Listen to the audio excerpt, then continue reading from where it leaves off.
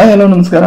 ಮೈಸೂರು ಡೈವರ್ಸಿಟಿಗೆ ಸ್ವಾಗತ. ಈ ವಿಡಿಯೋದ ವಿಶೇಷತೆ ಏನು ಅಂತಂದ್ರೆ ಒಂದು ದಿನದ ಟೆಸ್ಟ್ ಕ್ರಿಕೆಟ್. ಏನ್ ಗುರು ಇದು, ಒಂದು ದಿನದಲ್ಲಿ ಟೆಸ್ಟ್ ಕ್ರಿಕೆಟ್ ನಡೆಯುತ್ತಾ? ಖಂಡಿತ ಸಾಧ್ಯ ಇಲ್ಲ ಅಂತ ನೀವು ಅನ್ಕೋಬಹುದು. ಖಂಡಿತ ಸಾಧ್ಯ ಆಗುತ್ತೆ, ಅದನ್ನ ನಾನು ನಿಮ್ಗೆ ತಿಳಿಸ್ಕೊಡ್ತಾ ಹೋಗ್ತೀನಿ. ಅದಕ್ಕೂ ಮುಂಚೆ ಈ ಚಾನಲ್ ಸಬ್ಸ್ಕ್ರೈಬ್ ಮಾಡಿಲ್ಲ ಅಂದ್ರೆ ಕೂಡಲೇ ಸಬ್ಸ್ಕ್ರೈಬ್ ಮಾಡಿ, ಹಾಗೆ ಬೆಲ್ ಐಕಾನ್ ಪ್ರೆಸ್ ಮಾಡೋದನ್ನ ಮಾತ್ರ ಮರಿಬೇಡಿ. ಎಸ್, ಸಾಮಾನ್ಯವಾಗಿ ಈಗ ನಮ್ಗೆ ಟೆಸ್ಟ್ ಕ್ರಿಕೆಟ್ ಅಂದ್ರೆ ಏನು ಮೈಂಡಿಗೆ ಬರುತ್ತೆ? ದಿನ ಪೂರ್ತಿ ಆಡ್ತಾ ಇರ್ತಾರೆ ಗುರು, 9 ಓವರ್ ಬೌಲಿಂಗ್ ಮಾಡ್ತಾ ಇರ್ತಾರೆ, ಸೊ ಹಾಗೆ ಬ್ಯಾಟಿಂಗು ಆಡ್ತಾ ಇರ್ತಾರೆ. ಸೊ 2 ಇನ್ನಿಂಗ್ಸ್ ಇರುತ್ತೆ, 5 ದಿನ ಮ್ಯಾಚ್ ನಡೆಯುತ್ತೆ.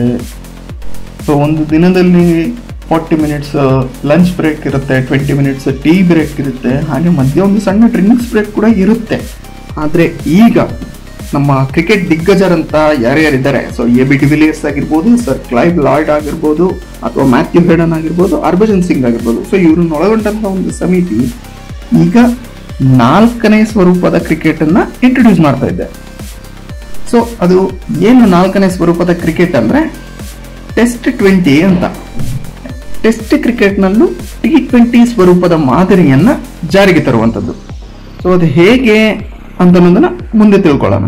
ಅದಕ್ಕೂ ಮುಂಚೆ T20 ಬಗ್ಗೆ ಒಂದು ಸಣ್ಣ ಇಂಟ್ರೊಡಕ್ಷನ್, ಸ್ವಲ್ಪ ನಾವು ಫ್ಲಾಶ್ ಬ್ಯಾಕಿಗೆ ಹೋಗೋಣ, ಹೌದಲ್ವಾ? ಈಗ 2006ರಲ್ಲಿ T20 ಕ್ರಿಕೆಟ್ ಅನ್ನ ಆಡ್ಸೋದಕ್ಕೆ ಸ್ಟಾರ್ಟ್ ಮಾಡ್ತಾರೆ. ಆದ್ರೆ ಅದು ಅಷ್ಟು ನಮ್ಗೆ ಜನಪ್ರಿಯತೆ ಪಡ್ಕೊಂಡಿರೋದ. ಆದ್ರೆ 2007ರಲ್ಲಿ ಯಾವಾಗ ಟೀಮ್ ಇಂಡಿಯಾ MS ಧೋನಿ ಅವರ ನಾಯಕತ್ವದಲ್ಲಿ ಫಸ್ಟ್ ಟೂರ್ನಿಯಲ್ಲೇ ವಿಶ್ವಕಪ್ ಗೆಲ್ಲುತ್ತೋ, ಸೊ ಅದಾದ ನಂತರ T20 ಕ್ರಿಕೆಟ್ ಒಂದಷ್ಟು ಜನಪ್ರಿಯತೆನ ಗಳಿಸುತ್ತೆ. ಸೊ ಇನ್ನು 2008ರಲ್ಲಿ ಇಂಡಿಯನ್ ಪ್ರೀಮಿಯರ್ ಲೀಗ್ ಶುರುವಾದ್ಮೇಲಂತೂ T20 ಕ್ರಿಕೆಟ್ಗೆ ಭಾರಿ ಕ್ರೇಜ್ ಜಾಸ್ತಿ ಆಗ್ತಾ ಹೋಗುತ್ತೆ.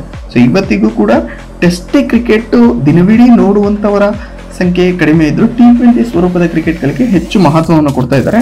ಸೊ ಹಾಗಾಗಿ ಟೆಸ್ಟ್ ಕ್ರಿಕೆಟ್ನಲ್ಲೂ T20 ಸ್ವರೂಪದ ಮಾದರಿಯನ್ನು ಜಾರಿಗೆ ತರಬೇಕು ಅಂತೇಳಿ ತಜ್ಞರ ಸಮಿತಿ ಒಂದು ಈ 4ನೇ ಸ್ವರೂಪದ ಕ್ರಿಕೆಟ್ ಅನ್ನ ಇಂಟ್ರೊಡ್ಯೂಸ್ ಮಾಡಿದೆ.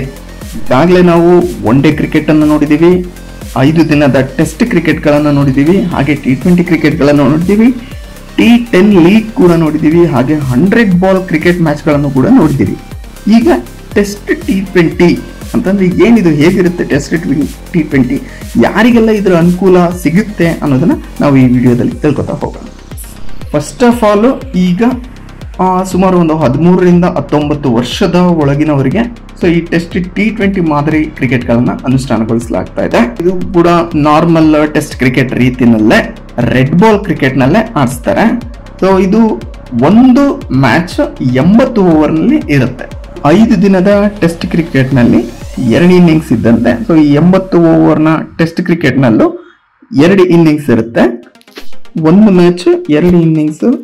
ಒಂದೊಂದು ಇನ್ನಿಂಗ್ಸ್ ನಲ್ಲೂ ಪ್ರತಿ ತಂಡ 20 ಓವರ್ಗಳ ಮ್ಯಾಚ್ ನ ಆಡುತ್ತೆ. ಈ 40 ಓವರ್ಗೆ ಒಂದು ಇನ್ನಿಂಗ್ಸ್, ಎರಡನೇ 40 ಓವರ್ಗೆ ಒಂದು ಇನ್ನಿಂಗ್ಸ್, ಅಂದ್ರೆ ಒಂದು ತಂಡಕ್ಕೆ 20 ಓವರ್ಗಳ ಬ್ಯಾಟಿಂಗ್ ಮಾತ್ರ ಸಿಗುತ್ತೆ. 4 ವಿರಾಮಗಳಿರ್ತವೆ ಅಂತಂದ್ರೆ, ಸೊ ಇಂಟರ್ವೆಲ್, ಲಂಚ್ ಬ್ರೇಕ್ ಆಗಿರ್ಬೋದು, ಅಥವಾ ಟೀ ಬ್ರೇಕ್ ಆಗಿರ್ಬೋದು, ಅಥವಾ ಸೆಷನ್ ಡ್ರಿಂಕ್ಸ್ ಬ್ರೇಕ್ ಆಗಿರ್ಬೋದು. ಸೊ IPL ನಲ್ಲಿ ನಾವು ಯಾವ ರೀತಿ ಸ್ಟ್ರಾಟಜಿಕ್ ಟೈಮ್ ಅಂತ ಕರಿತೀವಿ, ಸೊ ಅದೇ ರೀತಿ ಇದ್ರಲ್ಲಿ 4 ಇಂಟರ್ವ್ಯೂಗಳಿರ್ತವೆ. ಒಟ್ಟಿನಲ್ಲಿ ಇದು ಒಂದೇ ದಿನದಲ್ಲಿ ಮುಕ್ತಾಯಗೊಳ್ಳುವಂತ ಟೆಸ್ಟ್ ಕ್ರಿಕೆಟ್.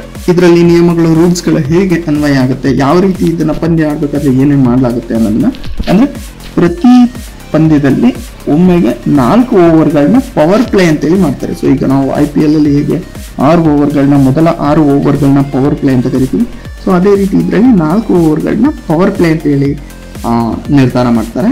75 ರನ್ ಅಥವಾ ಅದಕ್ಕಿಂತಲೂ ಹೆಚ್ಚು ಮುನ್ನಡೆ ಸಾಧಿಸಿದ್ರೆ ಸೊ ಅದನ್ನ ಫಾಲೋ ಆನ್ ಅಂತ ಪರಿಗಣಿಸ್ತಾರೆ. ಫಾಲೋ ಆನ್ ಅಂತಂದ್ರೆ ಏನು ಅಂತಂದ್ರೆ, ಈಗ ನಾವು ಟೆಸ್ಟ್ ಕ್ರಿಕೆಟ್ ಅಲ್ಲಿ ಫಸ್ಟ್ ಇನ್ನಿಂಗ್ಸ್ ಆದ್ಮೇಲೆ ಮೊದಲು ಬ್ಯಾಟಿಂಗ್ ಮಾಡಿದಂತ ಒಂದು ತಂಡ 200 ರನ್ಗಳಿಗಿಂತ ಹೆಚ್ಚು ಲೀಡ್ ನಲ್ಲಿದ್ರೆ, ಸೆಕೆಂಡ್ ಇನ್ನಿಂಗ್ಸ್, ಮೊದಲನೇ ಮ್ಯಾಚ್ ಅಲ್ಲಿ ಸೆಕೆಂಡ್ ಇನ್ನಿಂಗ್ಸ್ ಬ್ಯಾಟಿಂಗ್ ಮಾಡಿದಂತ ತಂಡದ ಮೇಲೆ ಫಾಲೋ ಆನ್ ಅನ್ನ ಹೇಳ್ತಾರೆ.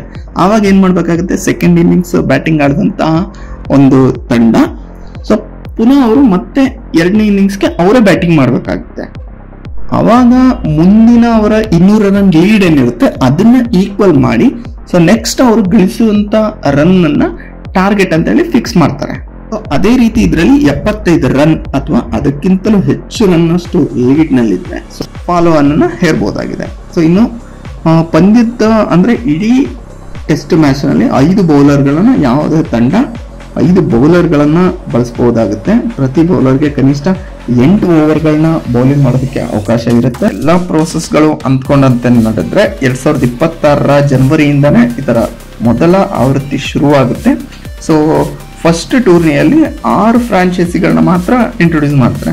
ಸೊ ಅದರಲ್ಲಿ ಭಾರತದ್ದೇ 3 ತಂಡಗಳಿರುತ್ತೆ. ಇನ್ನು ದುಬೈ, ಲಂಡನ್, ಯುನೈಟೆಡ್ ಸ್ಟೇಟ್ಸ್ ಇಂದ 3 ತಂಡಗಳಿರ್ತವೆ. ಒಟ್ಟು 6 ತಂಡಗಳು ಈ ಮೊದಲ ಟೂರ್ನಿಯಲ್ಲಿ ಭಾಗವಹಿಸ್ತವೆ. ಪ್ರತಿ ತಂಡದಲ್ಲಿ ಏನು ಅಂತಂದ್ರೆ, ಈಗ ನಾವು IPL ಅಲ್ಲಿ ಹೇಗೆ ವಿದೇಶಿ ಆಟಗಾರರು ಮತ್ತೆ ಭಾರತೀಯ ಆಟಗಾರರು ಹೆಚ್ಚಿನವರು ಇರಬೇಕು ಅಂತೇಳಿ ಕನ್ಸಿಡರ್ ಮಾಡ್ತೇವೆ, ಆದ್ರೆ ಇದರಲ್ಲಿ 2 ಆಟಗಾರರು ಸಮನಾಗಿರ್ತಾರೆ. ಅಂತಂದ್ರೆ ಪ್ರತಿ ಫ್ರಾಂಚೈಸಿಯ ತಂಡದಲ್ಲಿ 8 ಭಾರತೀಯರು ಹಾಗೂ 8 ಮಂದಿ ವಿದೇಶಿ ಆಟಗಾರರನ್ನ ಈ ತಂಡದಲ್ಲಿ ಇರಿಸಲಾಗುತ್ತೆ. ಇದನ್ನ ನಾವು 4ನೇ ಸ್ವರೂಪದ ಕ್ರಿಕೆಟ್ ಅಂತೇಳಿ ಕರೀತೀವಿ. ಇಂತಹ ಇನ್ನಷ್ಟು ಸುದ್ದಿಗಳಿಗಾಗಿ ನಮ್ಮ ಚಾನಲ್ ಅನ್ನು ಸಬ್ಸ್ಕ್ರೈಬ್ ಮಾಡಿ.